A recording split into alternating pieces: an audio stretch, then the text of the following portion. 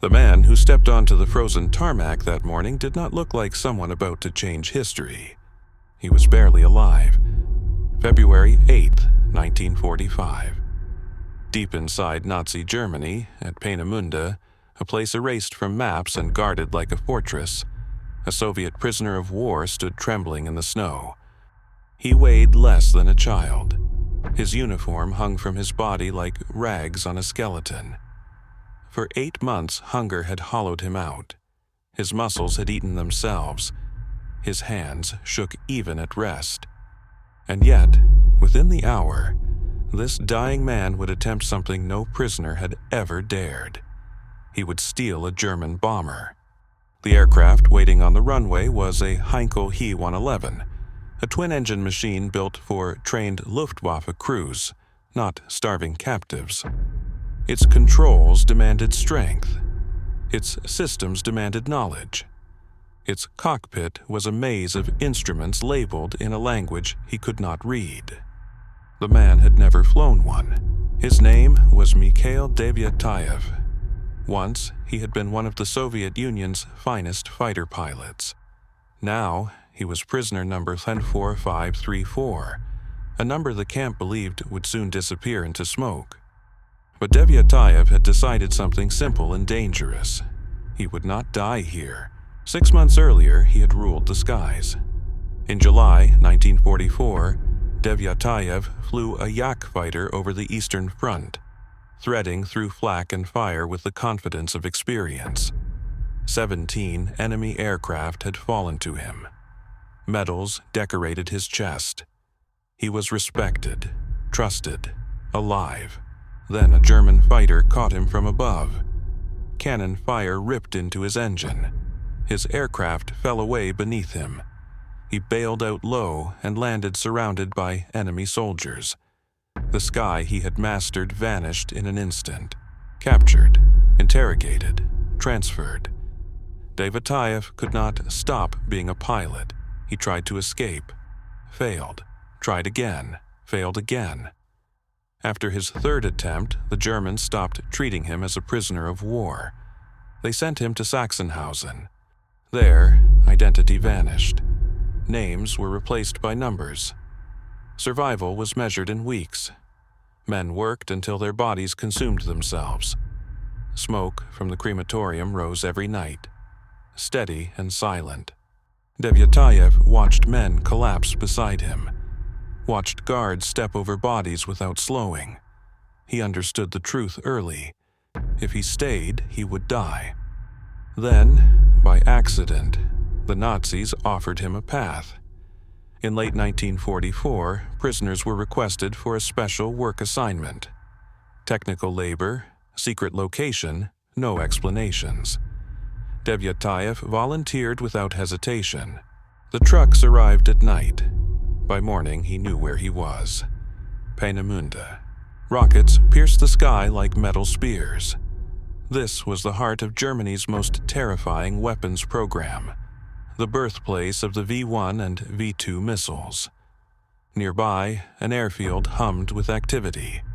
Bombers, fighters, transports, constant movement. Devyatayev was assigned to slave labor near the runway, and he began watching. Every aircraft departure, every guard rotation, every pre-flight ritual. He memorized motions rather than words, sequences instead of labels.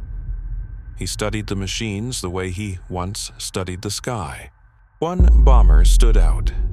A Heinkel kept fueled and ready at all times, reserved for urgent flights. It belonged to a senior officer. It never moved far. It was always waiting. That aircraft became the plan. He did not speak of escape immediately. In the camps, trust was lethal. Informants survived longer. Betrayal was rewarded with bread. Slowly, carefully, he chose his men. A former sergeant who no longer feared death. A tank mechanic who understood engines. An infantryman quick on his feet. Others who had reached the same conclusion: escape or die. 10 men in total. They had no weapons, no maps, no radio, no training on German aircraft. they had surprise. No prisoner had ever tried to steal an airplane. Guards watched fences, towers, tunnels. They did not watch the impossible. February 8, 1945 arrived under falling snow. Visibility was poor, sound was muted. The airfield felt distant, unreal. The group was assigned to routine runway maintenance, 10 prisoners, 1 guard. At midday, the guard stepped away, alone, hidden from the towers. In seconds, it was done. A uniform changed hands. A body disappeared into the snow. Now, they were a work detail with an escort. They marched. Every step toward the bomber felt louder than gunfire. A German soldier passed them, hesitated, shrugged, let them through. The aircraft waited. 2 mechanics stood nearby.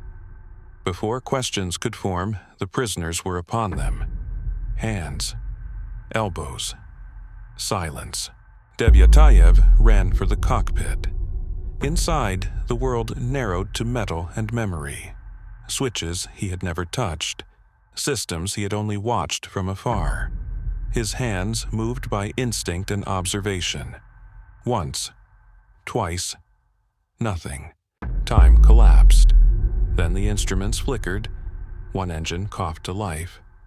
Then the other. The bomber rolled, too fast, too heavy. He fought the controls with a body starved nearly beyond function. Alarms sounded behind them. A truck appeared. Soldiers shouted. The runway rushed forward. The aircraft demanded strength he no longer had. Devyatayev pulled. The control column did not move. The end of the runway approached. Rifles rose behind them. 2 men lunged forward and grabbed the controls with him. 3 bodies, 1 will. The nose lifted. Barely. The wheels left the ground. The Heinkel climbed into the gray sky. Gunfire erupted. Anti-aircraft shells burst around them. Shrapnel hammered the fuselage. The bomber shuddered but held together. Devyatayev turned away from the sea, then back east, flying blind, guided only by compass and instinct. They flew deeper into enemy territory before freedom came closer. Inside, a man was bleeding.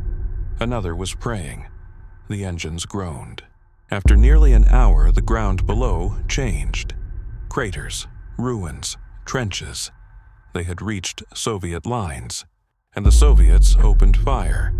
Mistaking the bomber for the enemy, anti-aircraft guns tore into it. Flames consumed 1 engine. The aircraft began to fall. Devyatayev aimed for a snow-covered field. The crash was violent. Metal screamed. The bomber skidded and broke apart. But the men lived. Soviet soldiers surrounded them, weapons raised. Devyatayev stood, shaking, covered in blood and fuel. "I am Soviet Air Force," he said. "We escaped." They did not believe him. The escape did not end with freedom. It ended in interrogation. Suspicion followed them for years. The intelligence he provided helped shape the future, but his name was buried. He returned home without honors, without recognition, without his wings. For 12 years, silence swallowed his story. Then, finally, the truth surfaced.